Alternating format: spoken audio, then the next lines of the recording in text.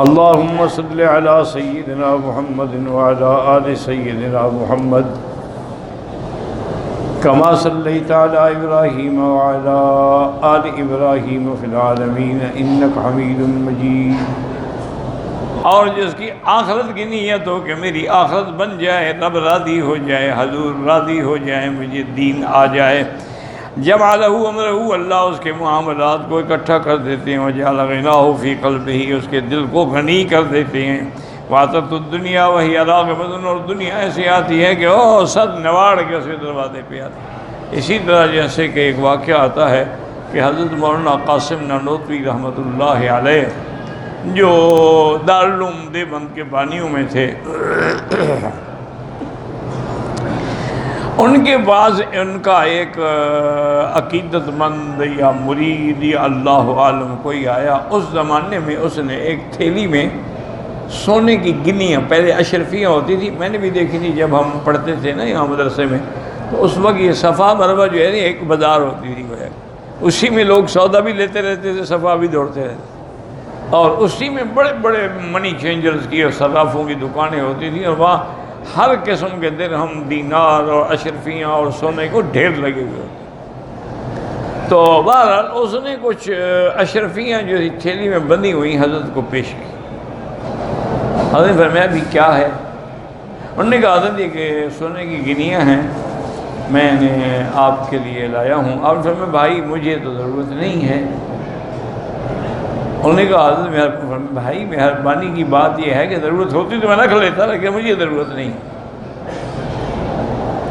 انہوں نے کہا حضرت آپ ایسا کریں، چلو آپ کو ضرورت نہیں ہے نا، مدرسے کو تو ہر وقت ضرورت ہوتی ہے نا، مدرسے تو محتاج ہوتے ہیں نا بیچارے، طلباء ہیں، خرچے ہیں، کھانے ہیں، پینے ہیں، یعنی آدمی سمجھ نہیں سکتا ہے کہ اللہ چلاتے ہیں، بندے کی تو کوئی طاقت ہی نہیں ہے کہ اس کو چلا سکے۔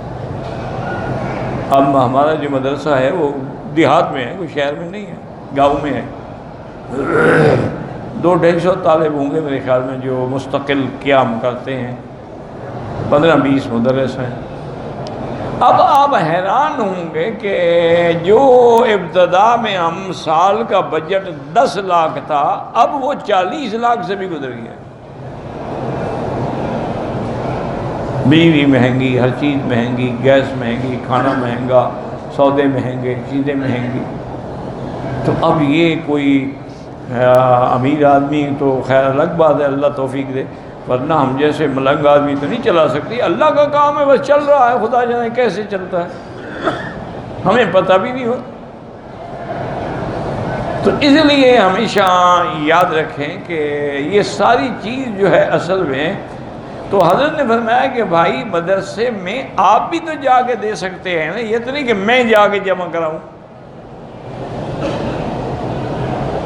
آپ لے جائیں اور مدرسے کے خزانچی کے پاس جا کے جمع کرا دیں۔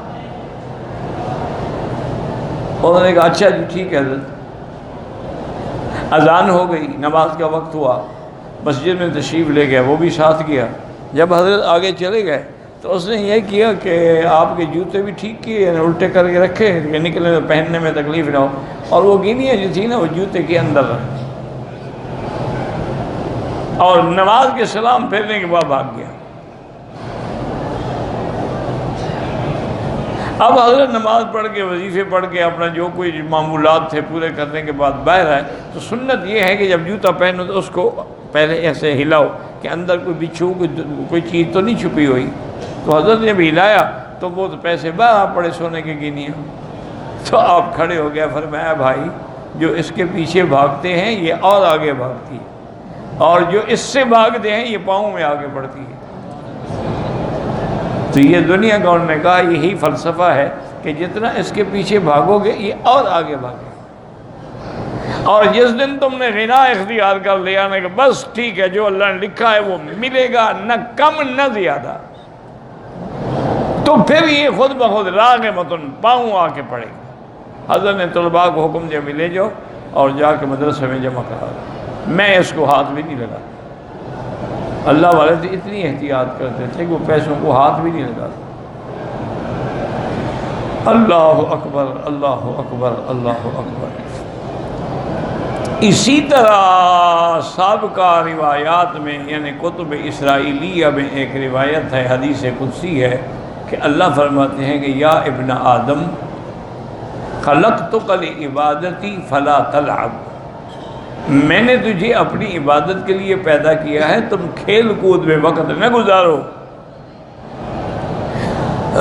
وَقَسَّمْتُ رِزْقَكَ فَلَا تَتْعَبْ، تیرا رزق میں نے تقسیم کر دیا ہے بلا وجہ اپنے آپ کو تکلیف میں ڈالنے کے لیے، بس جتنا ہو سکتا ہے کرو، باقی جو نصیب میں وہی ملے گا، اس کے علاوہ تمہیں کچھ بھی نہیں۔ تو اس لیے ہمیشہ آدمی یعنی دنیا کو ہم نہ بنائے، باقی ٹھیک ہے دنیا اللہ کی نعمت ہے، دنیا نہ ہو تو پھر حج کیسے فرض ہوگا، دنیا نہ ہو تو آدمی عمرے پہ کیسے آئے گا، دنیا نہ ہو تو آدمی زکوٰۃ کیسے دیں گے۔ دنیا بھی اچھی چیز ہے لیکن وہ دین کے تابع ہو۔ اس کی مثال دی ہے اللہ والوں نے کہ جیسے پانی اگر کشتی کے نیچے ہو تو کشتی کو تیراتا ہے، چلاتا ہے، اگر وہی پانی کشتی کے اندر چلا جائے تو ڈبو دیتا ہے۔ تو اگر تم نے دنیا کو اپنے دین کے تابع رکھا تو سبحان اللہ، وہ دنیا ہی تیرے لیے دین ہے۔ لیکن جس دن دنیا دین پہ غالب آ گئی اسی دن تمہاری بربادی شروع ہو جائے۔ اس لیے فرماتے ہیں وہ اللہ پاک نے فرمایا وَقَوْلُهُ وَالْعَاقِبَةُ لِلتَّقْوَىٰ، یعنی وَحُسْنُ الْعَاقِبَةِ فِي الدُّنْيَا وَالْآخِرَةِ وَهِيَ الْجَنَّةُ لِمَنِ اتَّقَى اللَّهَ۔ اصل کامیابی جو ہے وہ اللہ سے ڈرنے والوں کے لیے، کامیابی کیا ہے؟ جنت، اور جنت کس کو ملے گی؟ متقین کو۔ وفي الصحيح أن رسول الله قال رأيت الليلة كأننا في دار عقبة بن رافع وأنا أتينا من رتب ابن ثاب فأفضلت ذلك أن العاقبة لنا في الدنيا والرفعة وأن ديننا قد طاب۔ حضور فرماتے ہیں کہ میں نے خواب میں دیکھا کہ ہم عقبۃ بن رافع کی حویلی میں ہیں اور ہمیں کھجوریں تازہ پیش کی گئیں، تو میں نے سمجھ لیا کہ اس میں اشارہ ہے کہ اللہ پاک ہمیں دنیا میں عزت بھی دیں گے، رفعت بھی دیں گے، اور ہمارا دین جو ہے وہی پوری دنیا پہ غالب آئے گا اور چھا جائے گا۔ واللہ اعلم۔